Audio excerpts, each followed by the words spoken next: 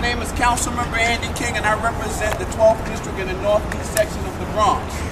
Today we are here as elected officials, community residents, parents, activists, and just outraged New Yorkers in the state and where hip-hop music has taken our young people and the New York community and all of the United States. First, I want to thank, as everyone knows, I always give praise to the Most High, most for giving us good weather to have this conversation, but for all of us waking up to talk about our issues when it comes to hip-hop music. I'd like to thank my colleagues who are here from the City Council, Councilmember Rayner, Councilmember Williams, Councilmember Chen, Councilmember Palmer, Councilmember Arroyo, and everyone else who is here this afternoon, and you'll hear from them to share their words today. We are here today because of where hip-hop has transitioned to. There were times that we had an opportunity to enjoy hip-hop, which was originated in the Bronx, and don't get it confused. All right, before the bow ties, I enjoyed a little bit of Public Enemy. You know, I appreciate it well, Lord Eric B. and Rakim. You know, and the Kango Kid. You know, we kept it real, and it gave us inspiration to get out and love, dance, and do the right thing while we got educated in the process. Somewhere along the line, big money kicked into our communities and figured out how do we take this music that was designed for communities of color and flip it to a way that self-hatred has been instilled, sexism has been instilled, and just all the negative connotations that can come with bad behavior is part of this music industry today. So I want to thank everybody here, but we want to send a real message, not only to the Rick Rosses of the world, because today's conference is not just about Rick Ross. And I'm going to read about his last song that just came out, She Ain't Even Know It, which promotes date rape.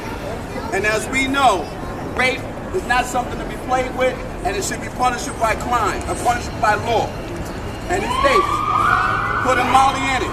Put a Molly in her champagne, you don't even know it. Took her home, and I enjoyed that. She didn't even know it. Bragged about drugging a woman and taking her home and taking her virtue away from her. That is foul, it's disrespectful.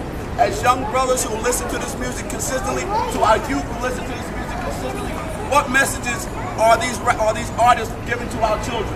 Not only to our children, but to the younger adults who listen to it, who may have the mindset to turn these lyrics into a reality. We can no longer accept that.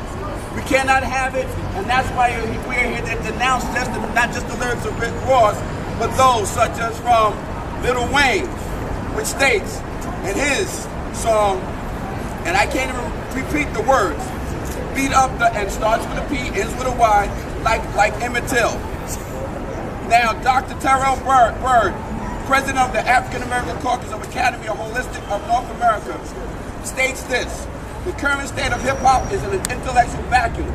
Most of these young rappers don't even know the history of civil rights movement, the price that was paid for the type of equality they now enjoy. Lil Wayne is representing a greater problem, a lack of knowledge of the struggles of the African Americans had to endure.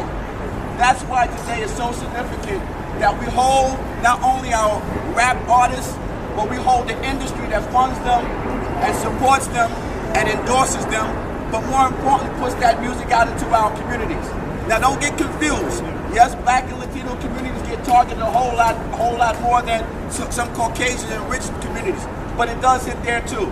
And when it becomes a problem in those communities, we get an outcry.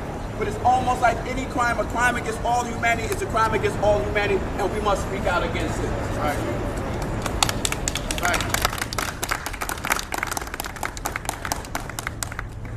I'm going to call a few of our speakers here today to say a few words, and we're going to move on. Our first speaker I'd like to bring up is Councilmember Diane Rayner.